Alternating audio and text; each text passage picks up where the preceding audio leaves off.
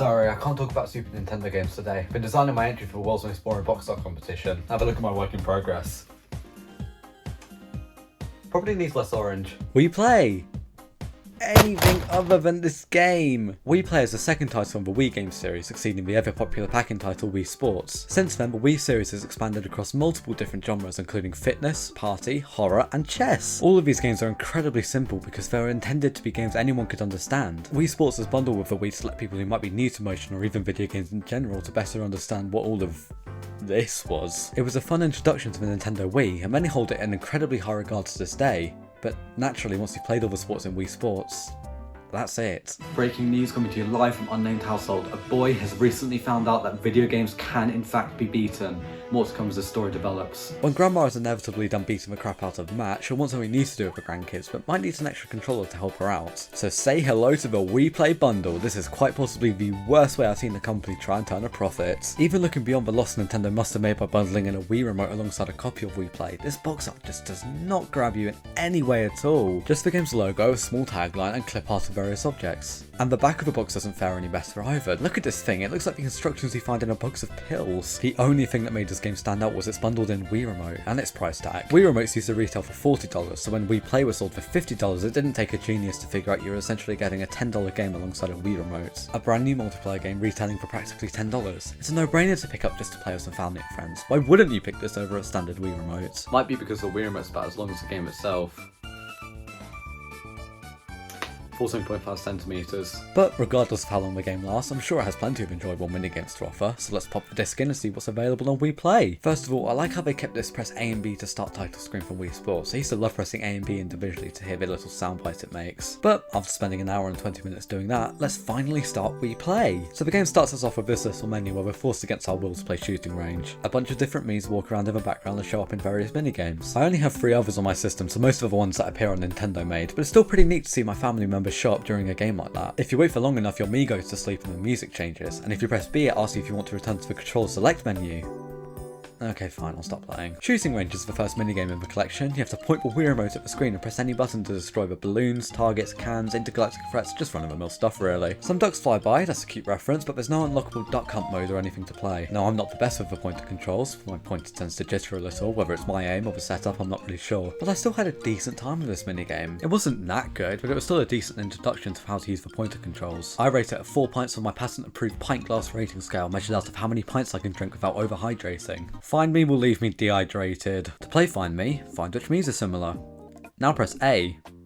That's it. Obviously you have to actually look for the pair of Miis first, or you could be like me and do it blindfolded. I get what they're trying to do by having both pointer heavy minigames organised after each other, but having me play a decent display of pointer controls and then just having a worse demo of the same technology straight after, that just makes it feel even worse. And there's even less here to do than in shooting range. Now instead of having to shoot your target in roughly 5 seconds, you'll almost always have about 30 seconds to find a similar Mii. The most exciting part of this minigame was watching my Mii swim because it was a different setting to the town square they're usually in. 2 pints down and I'm not even breaking a sweat. Next up is table tennis, another fairly basic entry. We grab a racket by sliding our pointer over it without pressing A or anything to confirm. That feels weird. I'll level them off this time, but next time I see them pull something like this, I'm going mental. All you do in this minigame is create a rally with the most annoying rally partner of all time. Why are you moving your paddle from side to side? Why are you speeding up? We're supposed to be working together. I know it's for gameplay reasons, but doing stuff like this works better in the context of a competitive tennis match like in Wii Sports, rather than just a simple rally where both players are supposed to be cooperating with each other. However, table tennis definitely felt more fast-paced compared to something like shooting range or Find Me. Despite being basic beyond relief, it does get decently challenging fairly quickly. We'll give it 5.5 pints, 6 is pushing my hydration limits a little far. Now Pose Me is where things get really interesting. You have to point and twist the Wii remote to fit your Mii into a bubble, but as the levels progress, you have to press A and B to change your Mii's pose to fit them inside of the bubble. This is probably the most in-depth minigame so far. I liked having to actually think about what I was doing instead of just moving my arm from side to side. However, it's not without its flaws. Twisting my arm felt a little unnatural at times, level 5 and 6 in particular. Sometimes the game would make me twist it upside down to catch a bubble about to hit the bottom, then I'd have to swing it back to the side, all while having to point my Wii remote at the screen. Also, what was up with these images in the background every time I finished a level? Looked a little weird. Although my bladder will regret it, I'm giving Pose Me 7 pints, which at this point is probably a higher score than you imagine. Laser hockey is... I mean, what the hell do you want me to say here? It's laser hockey. You hit this glowing puck for 2 minutes, wondering what the point of it all is, watching the AI tap it into the back of its own net. Do you remember 2 Wii Play minigames ago when I said Find Me felt worse because I'd already seen a better use of pointer controls than literally the minigame set before it?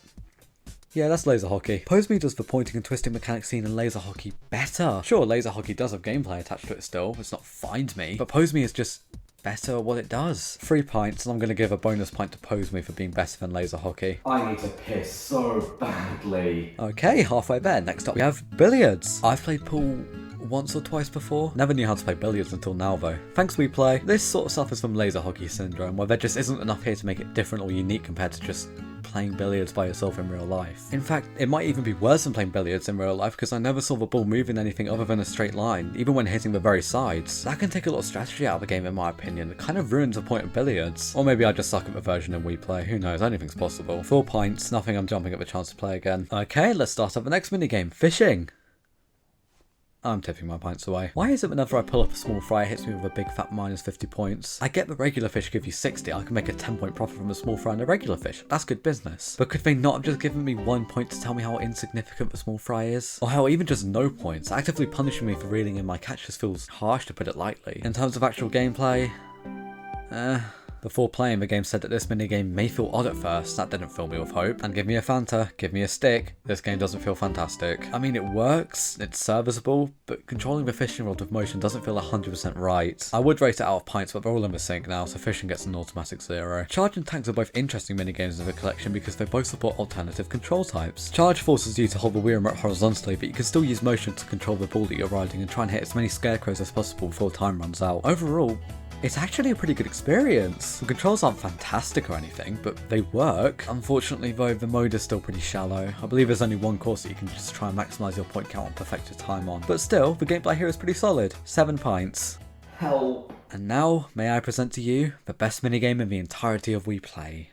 Not that that was hard to accomplish, you could probably add me as a minigame into We Play and I'd be at least top 3. But tanks is easily the most unique and fun minigame to play in this entire game. You can play with either a nunchuck, which is a single vertical Wii remote using either the nunchuck stick or a D-pad to move, A to set in mine, and B to fire a small projectile. You have to move around these courses blowing up various enemy tanks. Your projectiles can bounce off of walls, which can add a nice bit of strategy to the gameplay. Maybe you could hit a sick bounce shot onto an enemy tank, or maybe you could hit a sick bounce shot onto yourself. You can also lay mines to block enemies' paths. It's easily the most in-depth mode in the collection, and it doesn't surprise me in the slightest that Nintendo brought it back in Clubhouse games on the Switch. You know what? Let's go crazy. 9 pints. Well, now we know what the system was rated out of.